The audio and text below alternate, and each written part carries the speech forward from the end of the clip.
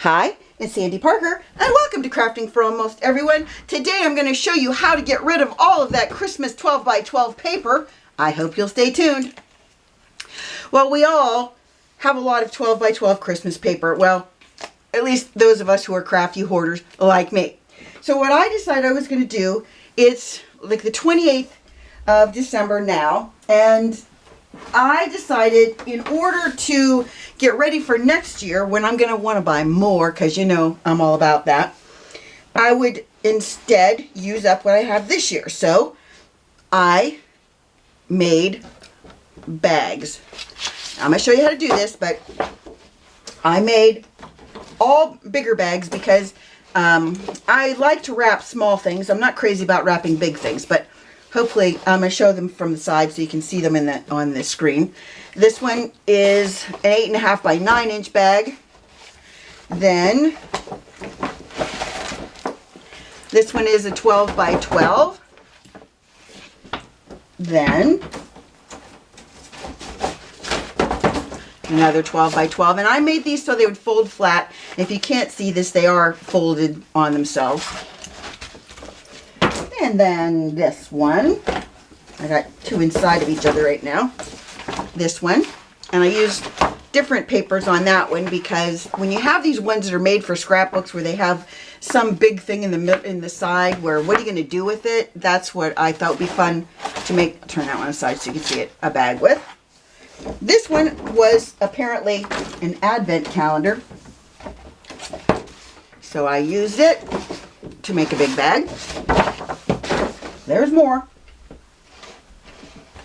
I have one I'm going to save till the end because it's kind of unusual. Then I used that same one that had the piece at the top with the card and cut it down. And I used a different pattern on the back.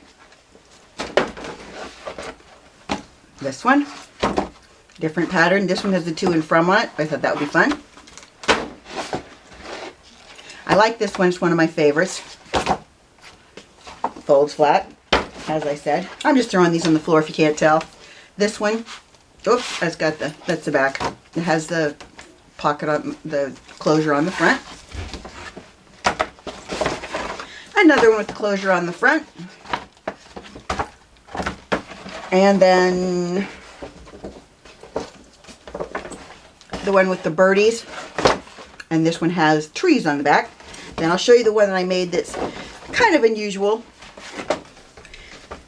The one I made, this last one, I wanted to use some of my paper that wasn't super Christmassy, but I still want to use it up. And I made this bag. And let me tell you what I did. These handles are the insides of tear tape dispensers, you know, like, well, not dispenser. You know when you buy tear tape, this plastic in the inside? I thought I need something that would be round to act as a handle, and that's what I did. And then I lined it with another paper so that it's really super sturdy. You see it says it's beginning to look a lot like Christmas on both sides of the inside. And then a Velcro closure. I thought it was fun. I used almost all of the remaining of this one pad that I had that, to be honest, is one of those pads that cracks a lot. And if you buy any of those Michaels cheaper papers, they're in that hot spot in the back of their store, those papers crack. I don't recommend them at all because of that. They're also very hard to fold flat, like on to do the seams. So let me tell you some things to avoid when you're going to make bags. If you're going to make bags and your paper has the like sparkle to it, that's harder to work with. It will crack, most of it. See the cracks on the side edge right there? And I read somewhere that if you put Scotch tape behind those cracks or behind those folds that they won't crack as much. Don't believe that. They still crack. So I'm not using, it's from the same paper pad, but I'm not using the sparkly paper for the one we're going to make together. Each one of these will use up. Now this is for the 9.5 by 8 inch by 3 inch bag. If you want to make that size, you need 2 sheets. If you want to make a 12 by 12 bag, you need 3 sheets. So you can see you can really use up a lot of this paper quickly, which is great because, as you know, I want to get rid of mine. I also have this strip that's going to be for my front. It's from, oh man, I'm going to show you this. I'll show you the outside edges of it so you get the idea of what it was. Here's what the paper looked like. It had one square in the middle that was stitched, and then the outside edge was like this. And I was like, what am I going to do with this, this paper that has this in the middle? That this is the piece that I think I could use. I wasn't sure what to do with this. I could use this on the tops of some of my bags as like a flap, but as for using it on the actual bag, I didn't want to do that. So I cut that centerpiece out. We're going to do some scoring. When I score, I like to score on the back. And for this paper, for our first scores, we're going to start with our pattern facing that way, straight up. Flip it over. I'm going to score at 3 inches, at 11.5 inches. Trying to stay in that groove. If you didn't like trying to go all the way to the right side, you could have just turned your paper all the way around and scored this 11.5 inch score over here at 1/2 inch. That, for us lefties, that would have been a lot simpler for me if I'd have just done that rather than try and do it over there. Just saying. Okay, I'm going to put the paper back the way it was because I don't want you to get confused by it. So we're going to start with the 3 inch score and the 11.5. I'm going to do the other sheet exactly the same way. Again, face up, flip it over, 3 inches. Well, I'm going to do it the other way. I'm going to turn it all the way around so I get the 11.5 over here because, yeah, I probably won't do it well twice. So we're going to, oh boy, I think I just put it in the wrong place. No, I did. No, hard to believe. I did put it in the wrong place. Or didn't I? Oh boy, oh boy. Now I have like 3 different scores in the wrong place, all of them. Okay. So that was, for those who are doing it right, it was 3 inches and 11.5. Now you're going to turn it 1 turn. So now we have our 3 inch scores right here. You're going to score it again at 3 inches. And this is going to be our back. I'm going to score this at 4.5 inch. Oops. Ooh, moving. 4.5 inches all the way across. You're going to go back to the original position. You had to have those 2 scores in there before you do the next set of scores. You're going to score at 2 inches down to where you made that 4.5 inch score right here. You're going to score at 2 inches.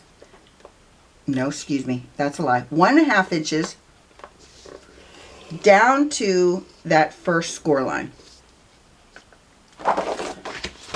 We're going to do the same scores with this other piece. Well, not exactly all the same scores. Remember, this is your back, and that'll become evident in a minute. There's your 3 inch score. I'm turning it 1 turn. We're going to score it at 3 inches. Now, on this piece, this is the front.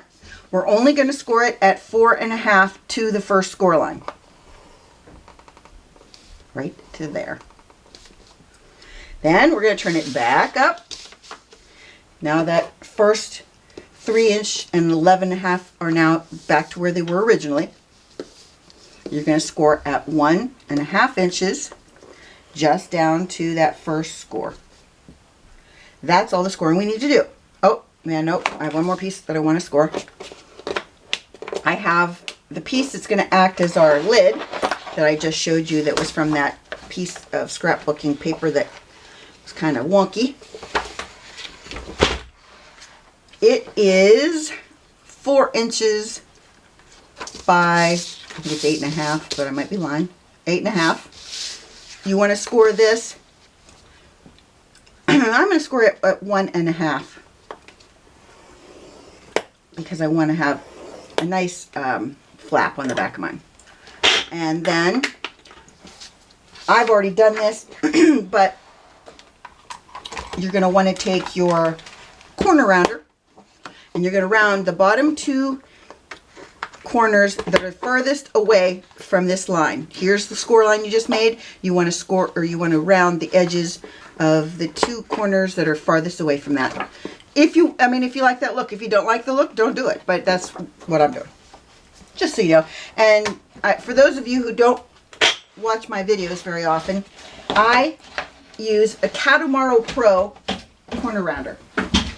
And I just can't say enough about this corner rounder. I don't get paid to say this. You know I don't get paid to say anything on this channel. But I really, really like this. It's one of my favorite tools. It's got a small, medium, and large round. And it just does such a great job. And it's not hard for me to use. And you know, whenever I find a tool that is easy for me to use and works well, I got to brag about it. And this is the one that I brag about most often.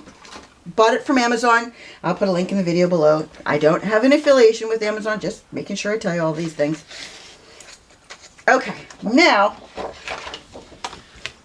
remember when we scored down to that first score line there?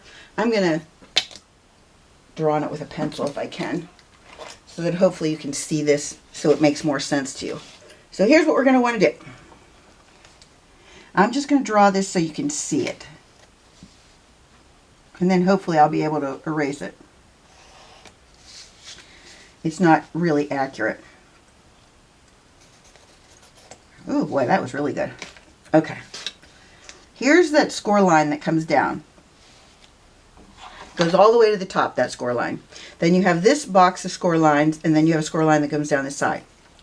What our goal is here is to be able to make this so that this will fold flat once it's made into a box, bag, box. I'm going to just keep calling it the wrong thing. So the only way to do that is to have some weird scores. And they are from this center mark. You're going to put your ruler and your ball stylus. You're going to move your ruler so it's from edge to middle, like that. And then you're going to score there. I like to score there a few times because I like to have a good crease there. Then you're going to do the same thing on this side. You're going to go from that center down here. And like I said, I try to score that several times because I really want that to be indented without breaking the paper, which I almost did there. Same on this sheet, even though keeping in mind I didn't draw the little lines. Same concept though. Well, I didn't do that very good. It wasn't even at the edge. What was I thinking? I don't know. Maybe I'm the best one to show you how you can screw things up and still have something turn out.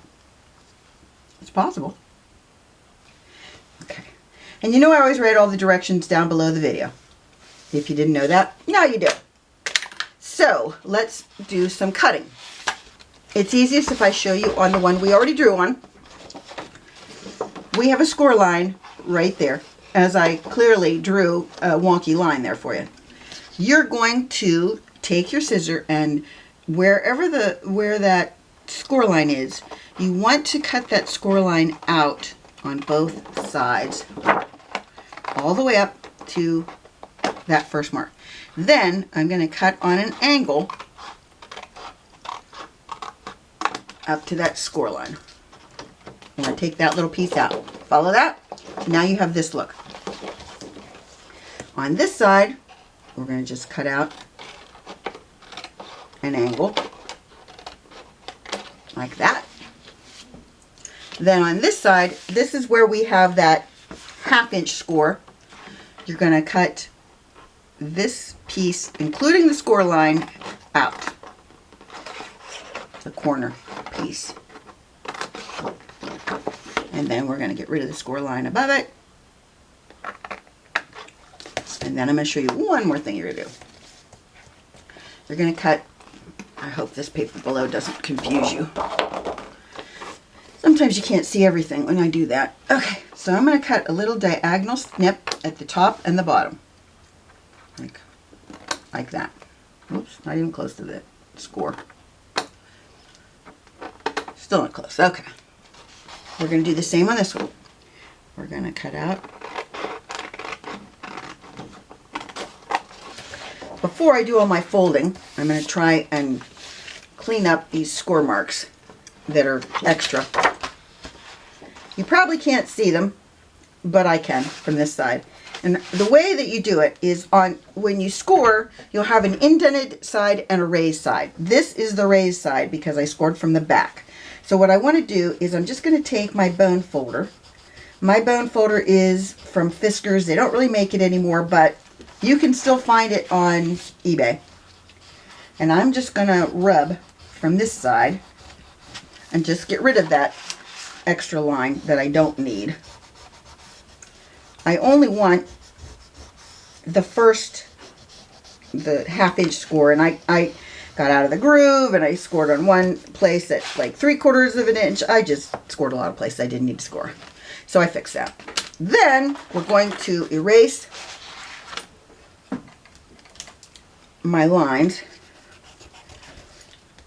if I can. I don't know if this ever happens to you guys, but sometimes my erasers get old, I think, on pencils, and then they don't want to erase, they want to just smear stuff. So I'm going to use a different eraser than the one that came with it. Now back to my story about cracking paper.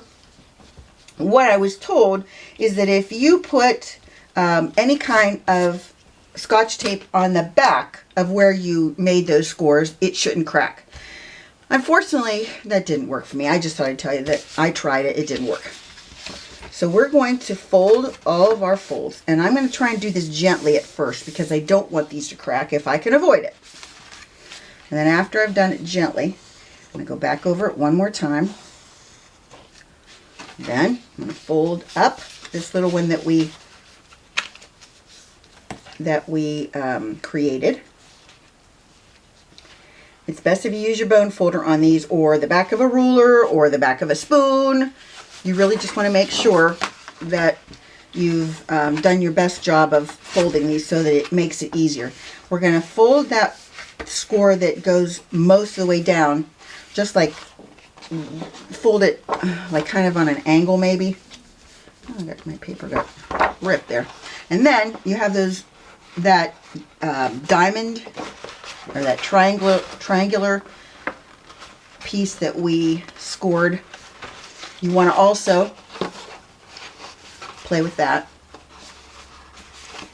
I don't know if you can see that. Can you see how I've made it so that you can do this with it? See that? That's what you want to be able to do. And then our very last score is that half-inch one. This one is the one I'm going to vote it most likely to crack.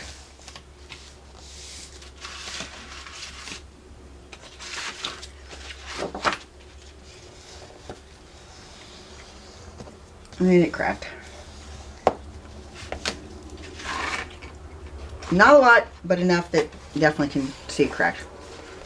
If you just play with it a little bit and fold it gradually, it has less of a tendency to crack, but this paper has not been good. It might be the age of it. I've had this paper a while. Just trying to give you all the ideas I have for why it could possibly be as prone to cracking as it is. It's definitely a paper that cracks. There's that piece.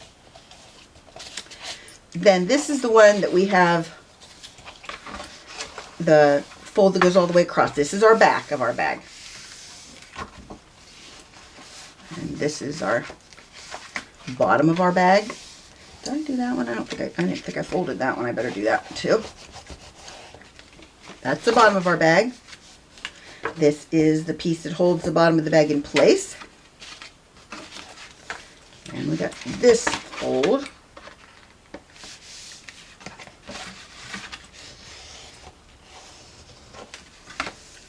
It is a lot easier to make these bags if you do a nice job of folding all the folds and burnishing them so that they're really ready to fold into place. Then here's our side piece where we've got the little triangle. There's our little triangle. Can you see that in there? Right there. Okay. We're going to do this one little fold yet.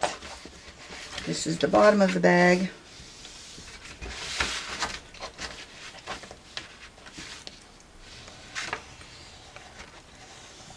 All right. Then we're going to put some tear tape on pieces of it. Okay. This is the 11.5-inch score right here that hopefully you can see. And I'm going to put tear tape right up to that line and right below it. Make sure they are really nicely adhered. Then on this side of that little tab,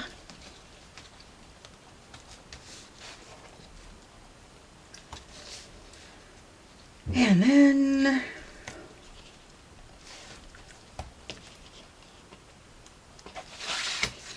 I'm also going to use wet glue because I want to make sure my bag stays together. And even using all this stuff, I've still had issues with my bag staying together. So just saying, you can't have too much adhesive on these.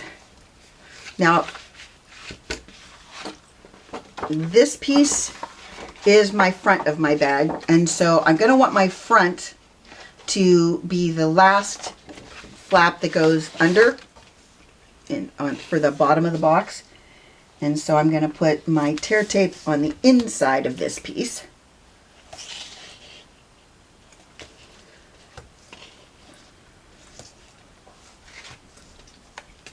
And as I said, I'm going to put wet glue as well.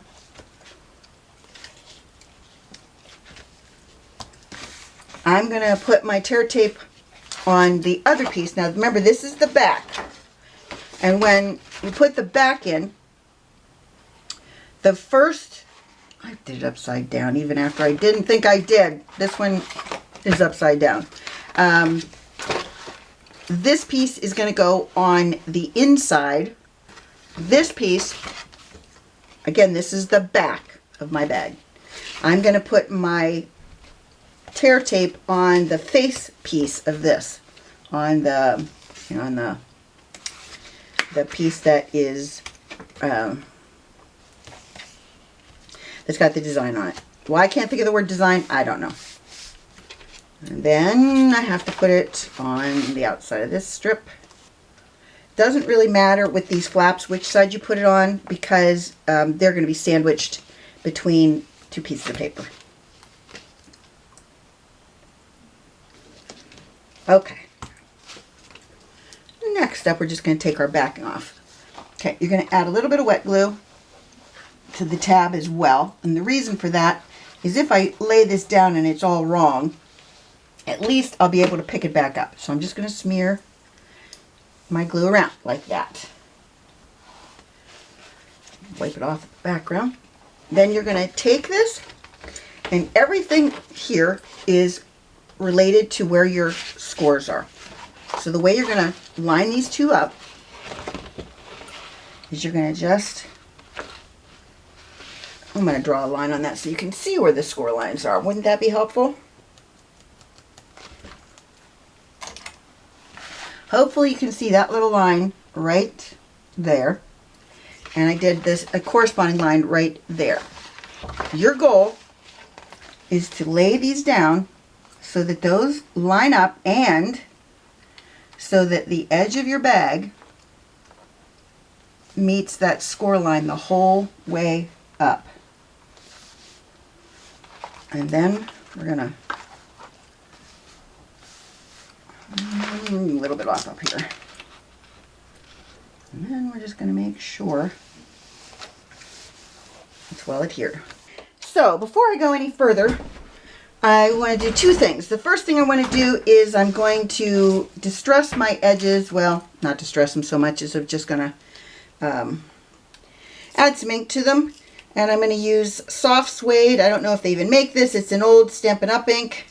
I like the color of it. It's a browner color. It's kind of brown. Okay. And I'm just going to do my edges.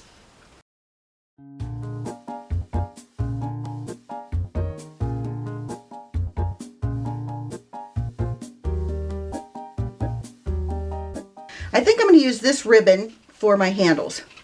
It's not really a thick ribbon, but as you can see, it's really crinkly.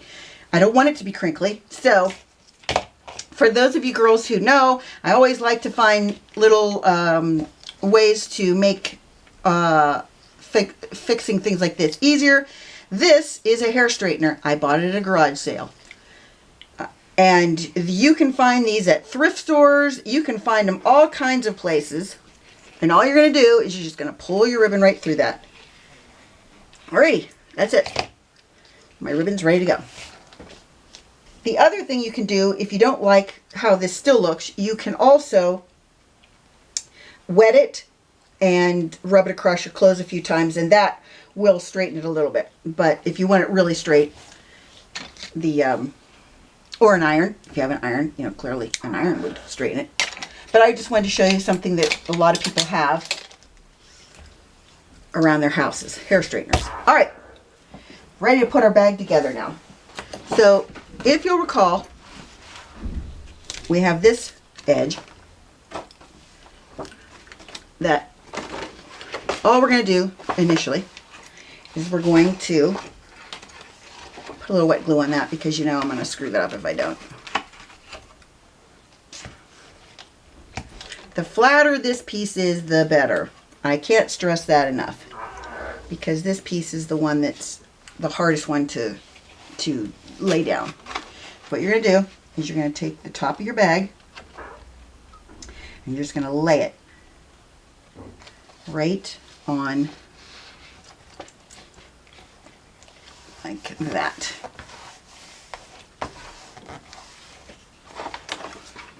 Okay, so if you can't see, or maybe you can see, it's already a box, bag. It's a bag. So then the flap that I put adhesive on, the pattern side, is the back. You want to make sure that you lay that down inside as straight as possible.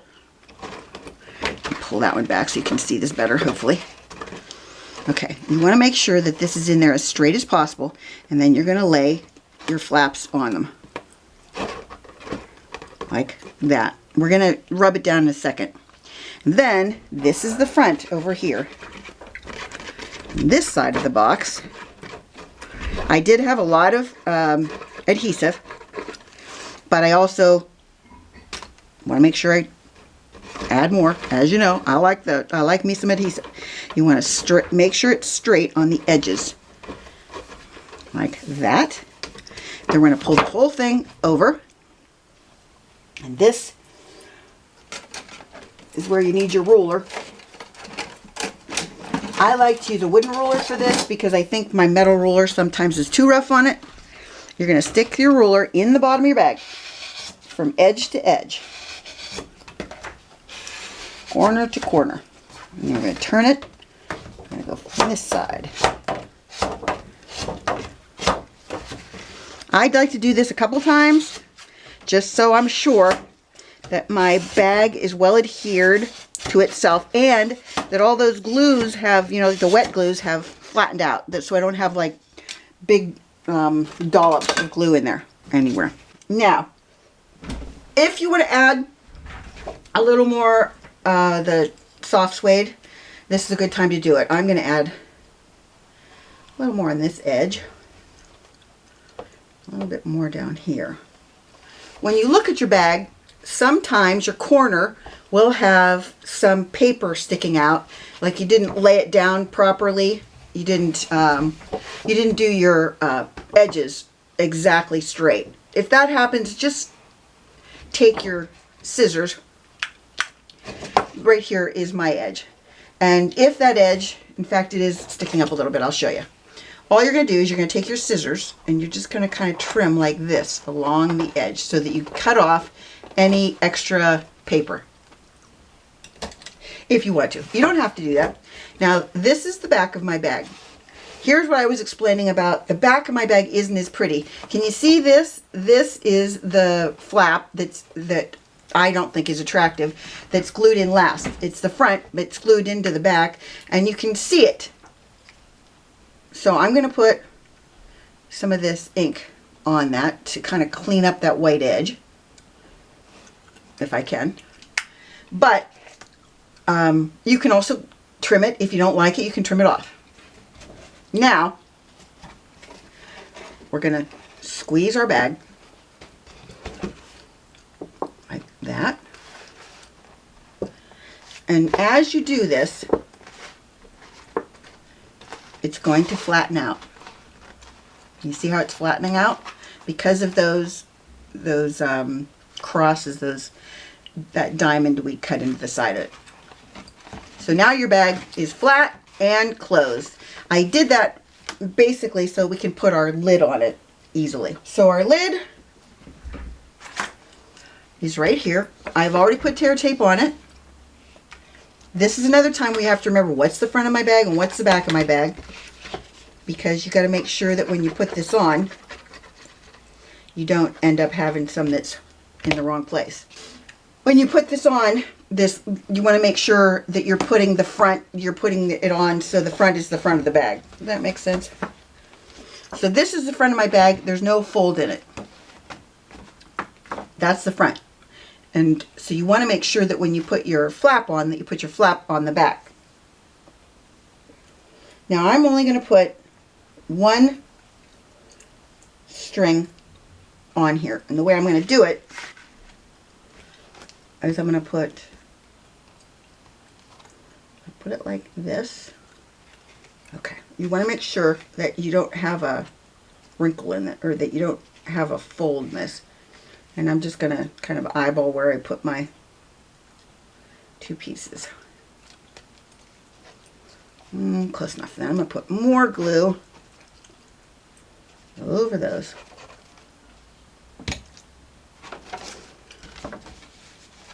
Don't forget, this is the front. I'm going to fold.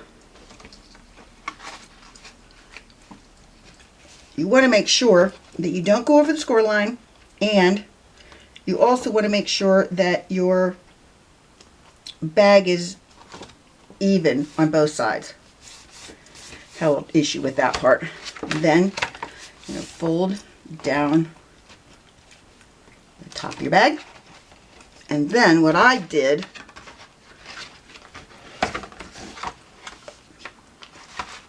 you can do this a bunch of different ways, but what I did the last time I made one of these is, you saw how I put the ribbon underneath the flap.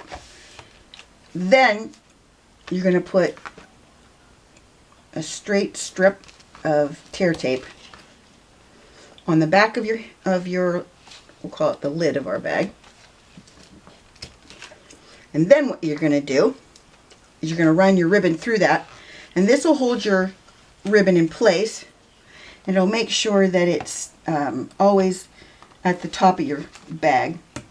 So what I'm going to do is I'm going to pull this, hopefully you can see this, straight back like that. If you have a little bit of your tear tape that comes out from under there, or you didn't put it on straight, you can always rub your finger across it, and that'll take off that extra tear tape. Then, when you put down your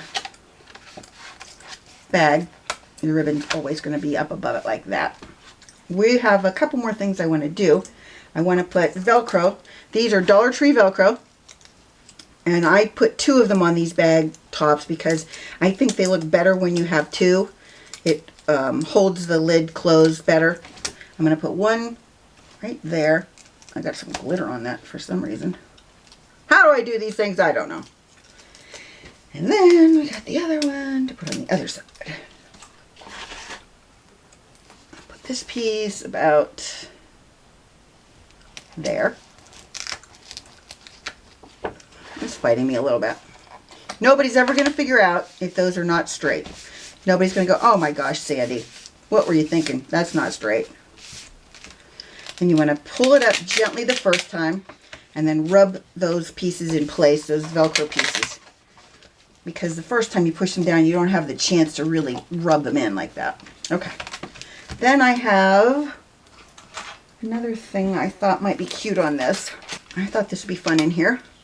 This is an old Tim Holtz architecture piece.